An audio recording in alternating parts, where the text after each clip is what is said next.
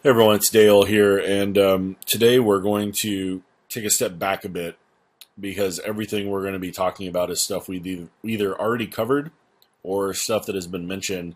So this is a lot of recaps, a lot of refreshers, because I know we've covered a ton of stuff, and I got the sense after class today that some of y'all were kind of treading water, a little confused, so I want to make sure we're completely caught up as we move into story one, which we will be beginning here in the next 24 hours or so. So saying that, I encourage you to take time today to practice your leads. You have several options to do so. You can create your own fact set like I do when I give you a fact sheet. You can go to various print outlets and try to change those stories up and take those facts and turn them into broadcast leads. Or just do your research in terms of reading leads or watching leads. So go to sites or watch newscasts and watch their leads. See what you can get from that. I've also sent you a bunch of sample scripts to check those leads out as well. Today, though, we are going to be talking about writing conversationally, and again, this is all stuff we should have already touched on at one point or another in this semester. When you think about writing conversationally, it should carry you throughout the process of putting your story together. So that starts when you're getting your information. It starts when you're going through and chunking up your information. So we've talked about how to put a story together. There are several different ways to do that, but whichever way you do, that plays a role in keeping the information clear, easy to understand, and helping you write that lead, come up with that freshest angle. So you start that when you're chunking out your information. Help yourself do that. And my dog is now playing with her toy, so I apologize for the squeaky noises. Writing conversationally also plays off of great sound. So when you're watching your interviews before you start writing, picking the best sound is going to help you write conversationally. It really sets the tone for that great story. So give that the proper respect. And also think about how you want to close the story. That's going to help you write because now you have an end goal in mind. You're not sitting there and just still writing and waiting for that end to come. You've got that close kind of in the back of your mind, and you know now you just got to figure out how to get there.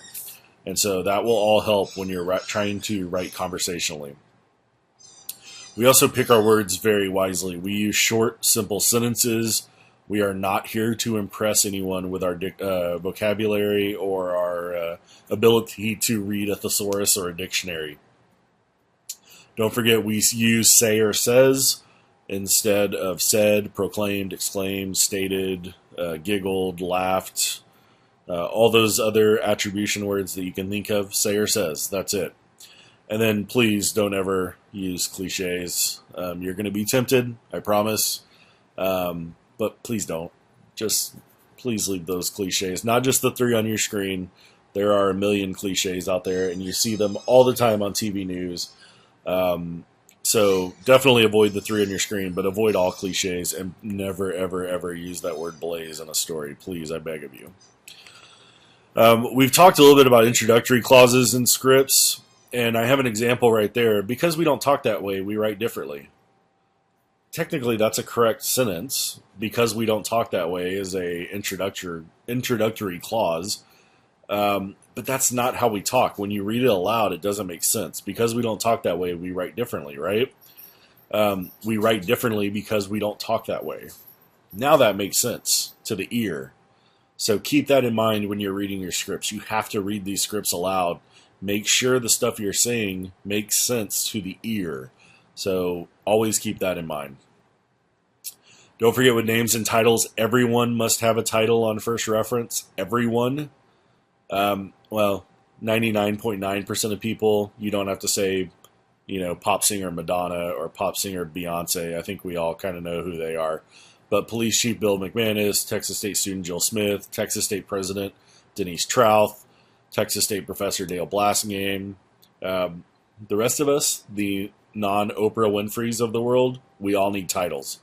Even President Obama and Vice President Joe Biden, they need titles as well.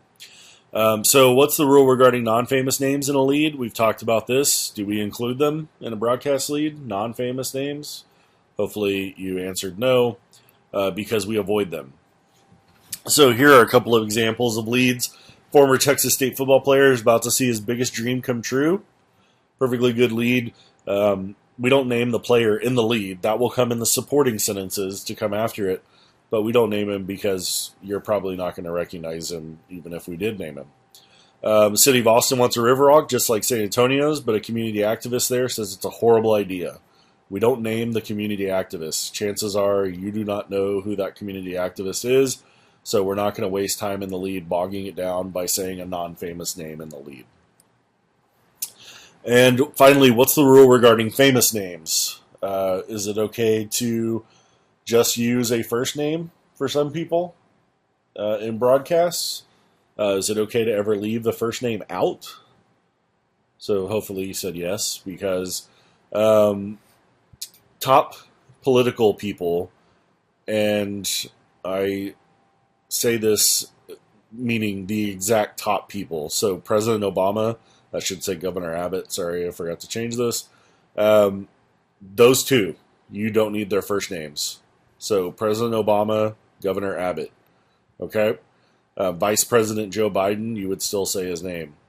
And then people like Oprah, Beyonce, Madonna, Prince, I'm already running out of names, Shakira, we're getting pretty low on the list now. The people who only go Cher would be another example. People who only are completely famous enough to only go by their first name, they don't need their last names. Okay, so President Obama, Governor Abbott, those two do not need their first names. And then the top of the top regarding prominent people who don't go by their last names, you don't have to include their last names. And remember, only use a last name on second reference. Unless it's someone like Oprah or Madonna, then you would continue, or Madonna especially, or Beyonce. A few more notes about titles. You're going to have several different ways to say what that person does. And you want to go with the easiest way to do that. So watch out for of or for when you're writing your titles. I have two examples there, and these are examples that are going to pop up over and over and over again. So instead of chief of police, make it police chief. Instead of spokesman for the city of Fort Worth, it should be Fort Worth city spokesman. You will have these situations where, professor of English should be English professor.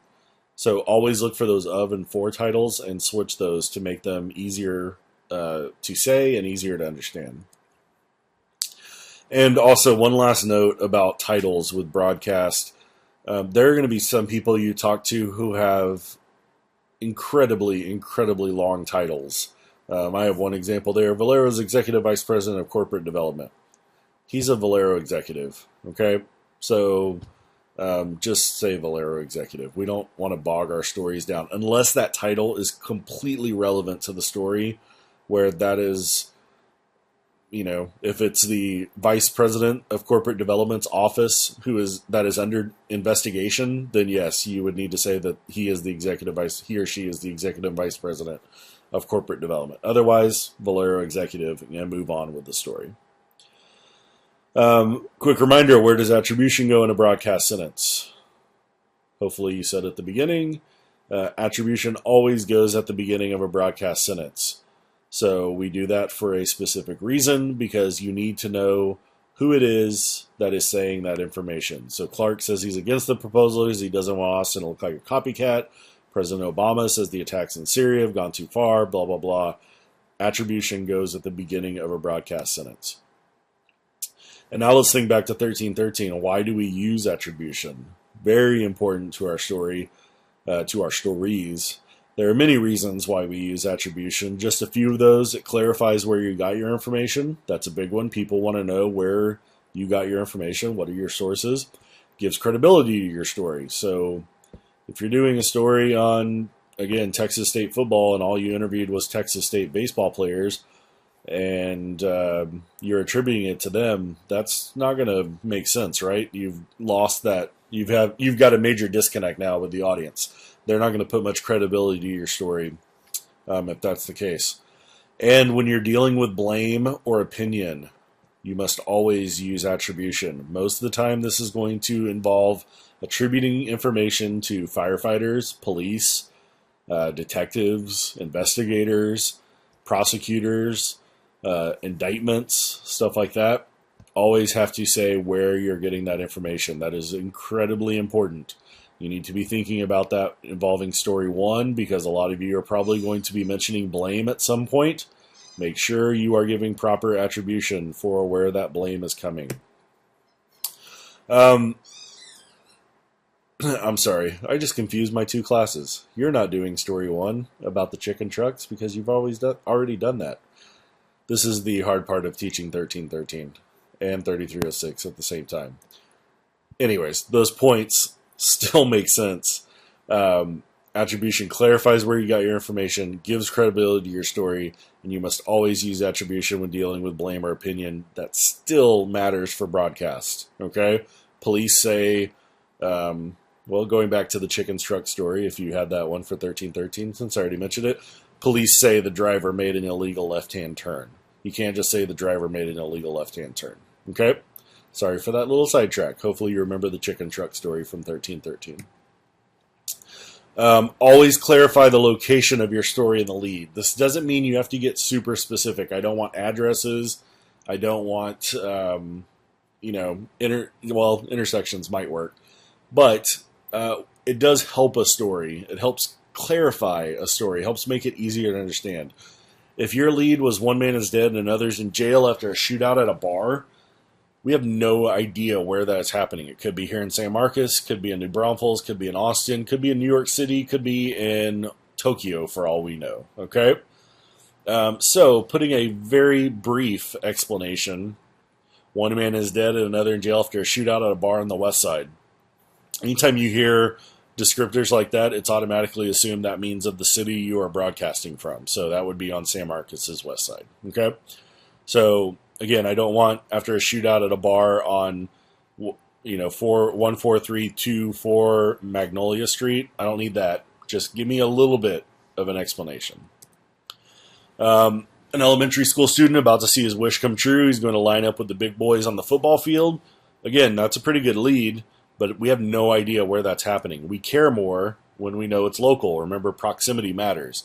A third grader here in San Marcos is about to see his wish come true. He's going to line up on the football field Saturday with the big boys from Texas State. Okay, now we care more about that story because we know it's local. So look for those little opportunities to insert some location into a story. So what's next? You've now hopefully remembered or completely grasped all of these writing conversational tools or tips that we have.